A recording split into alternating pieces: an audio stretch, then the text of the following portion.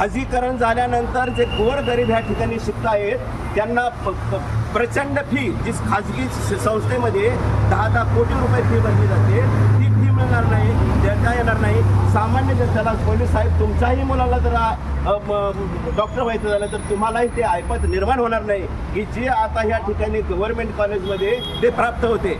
Government कॉलेजमध्ये सर्व जाती धर्मातल्या गोरगरिबांना या ठिकाणी काय केलं होतं साहेब, इथं न्याय मिळाला जातो, इथे शिक्षण मिळालं जातं. आणि आज याचे बाजारीकरण केलं आमच्या नेत्यांनी, ज्या लोकसेवकांनी या देशाचं बाजारीकरण केलं. कॉन्स्टिट्यूशन ऑफ इंडिया आर्टिकल 30नुसार ह्या देशामध्ये कोणीही अल्पसंख्याक नाही.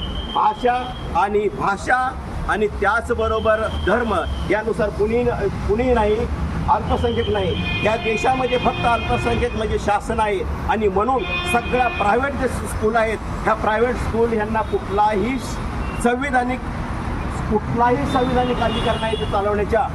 आणि म्हणून हे जर चालत असेल तर आमच्या देशामध्ये सगळीकडे काय होईल, सगळीकडे धोका निर्माण होईल.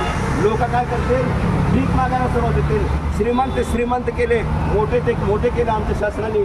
मी त्याचे जे कौन्सिलचे जे बोर्ड आहे ते उद्या मी काय करणार आहे, साहेबांना ते देणार आहे. आणि आमचं BJ मेडिकल कॉलेज गेलं आणि म्हणून ह्या ठिकाणी